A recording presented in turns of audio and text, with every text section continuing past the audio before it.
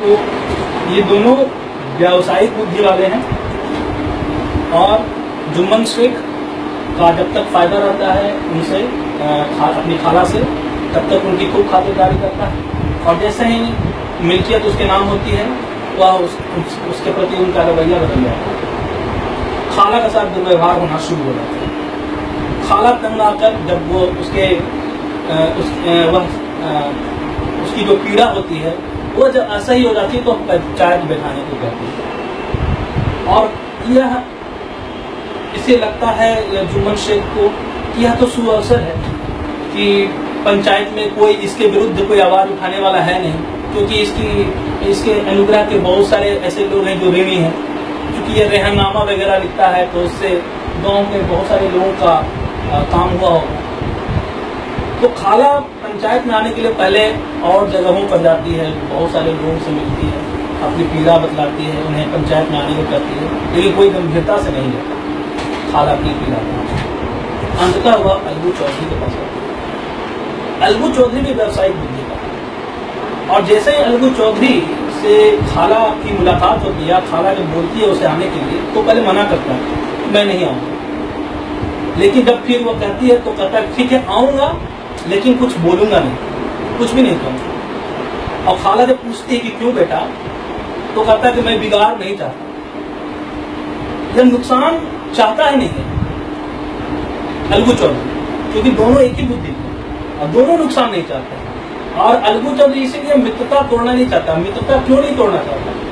क्योंकि उसे पता है कि जुम्मन शेख दोषी है। क्योंकि यदि जुम्मन शेख उसकी नजर में दोषी नहीं होता तो यह तो सुअवसर होता कि मैं अपने निर्दोष मित्र को बचा दूं। इसे तो मित्रता और सुदृढ़ होती है। मित्रता टूटने का भय है, इसका मतलब है कि अलगू चौधरी की नजर में जुम्मन शेख दोषी है।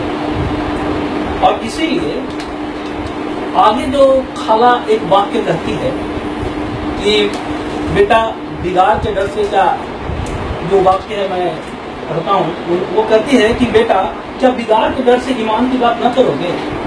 यह वाक्य उसके हृदय में चुभ जाता है और यह चुभन दर्शाता है कि अलगू चौधरी जानबूझकर दोषी के हित में सोच रहा है और दोषी की तरफदारी कर रहा है। लेकिन यह जो चुभन है इसे पंचायत में आने पर विवश कर देती है। लेकिन तब तक भी वह पंचायत में कुछ बोलने से अपने आप को पीछे बैठाता है और किसी बोलने से हटना चाहता है। जब उसे पंच सरपंच बग देती है तो तब भी वह कंगी काटता है, क्योंकि वह तब भी नहीं चाहता है कि वह कुछ उसके विषय में उसके विरुद्ध बोले अपने दोस्त। मित्रता तोड़ना नहीं करता। लेकिन यहाँ पर देखने की बात यह है, और यहाँ पर कहानी इसीलिए एक नई दिशा में मुड़ जाती है, क्योंकि न अलगू चौधरी को उस न्यायिक पद की महिमा का बोध है न जुम्मन शेख। अब तक यह उसका हित ही चाहता है अलगू चौधरी जुम्मन शेख का, लेकिन जैसे ही पद पर आसीन होता है उसकी व्यक्तिगत मित्रता का जो भाव है वो तिरोहित हो जाता है और वह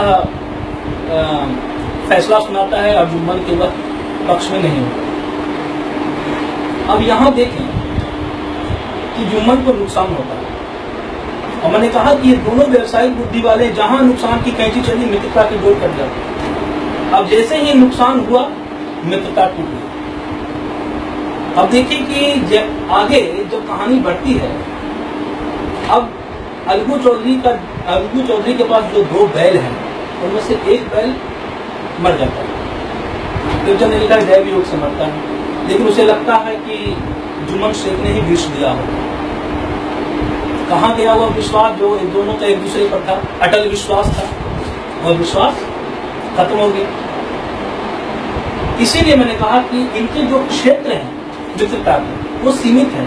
उन्हीं क्षेत्रों में इन दोनों के बीच अटल विश्वास है और यह नुकसान की कैंची चली और इनकी मित्रता। इसलिए वो शक करता है कि जरूर जुम्मन शेख ने ही विष दिया होगा। फिर जब उसमें से एक बैल जो बचा रहता है उसे समझू साहू को दिया जाता है, समझू साहू उससे इतना काम लेता है कि वह बैल मर जाता है, और फिर पैसे न मिलने के कारण वह फिर पंचायत बैठाने की बात करता है। पंचायत बैठती है।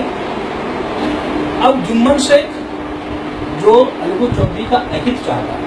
वहाँ अलगू चौधरी जुम्मन शेख का हित चाह रहा है, यहाँ जुम्मन शेख अलगू चौधरी का अहित चाह रहा है। अब उसके अंदर का भाव है शत्रुता। अब भी वह उस पद की महिमा से वह अपरिचित है जुम्मन शेख, लेकिन जैसे ही फिर पद पर आसीन होता है उसकी शत्रुता तिरोहित हो जाती है और वह सही फैसला सुनाते हुए शंभू साहू को कहता है कि तुम पैसे उनको देने होंगे। और फिर दोनों के बीच शंभू साहू को भी एहसास होता है कि इस पद पर जब बैठते हैं तो मित्रता नहीं होती, दोस्ती, कोई दोस्त नहीं होता, कोई शत्रु नहीं होता। इसलिए अंतिम में जो प्रेमचंद ने जो आदर्श स्थापित करने के क्रम में वो कहा कि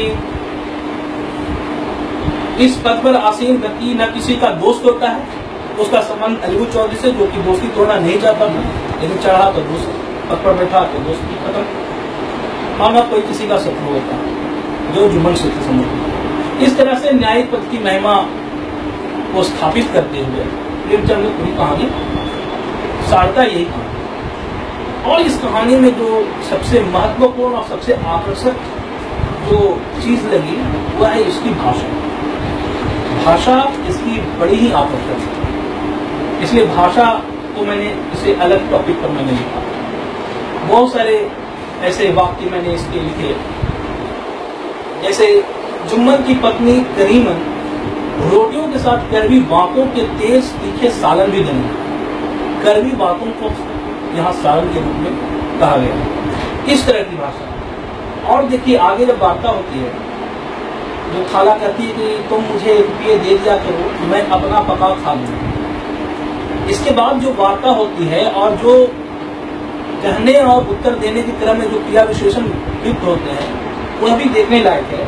कि यह वाक्य सुनने के बाद जुम्मन क्या करता है? जुम्मन ने धृष्टता के साथ उत्तर दिया कि रुपये क्या यहाँ फलते हैं? और खाला ने नम्रता से कहा, ये उम्र का फासला है, ये दोनों के व्यक्तित्व के भेद हैं। एक धृष्टता से कह रहा, एक विनम्रता से कह रहा।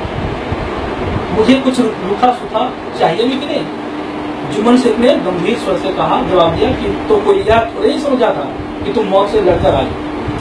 यहाँ जुम्मन शेख क्या सोचता था कि इनकी ज्यादा समय तक इनकी मौत हो जानी निश्चित है, ये कामना करता है। जिसके मन में था कि ज्यादा दिन ये तो खाला जिएगी नहीं, सारी मिल्कियत मेरे नाम हो जाएगी और हम सुख चैन से जिएंगे। फिर इसके बाद कहानी का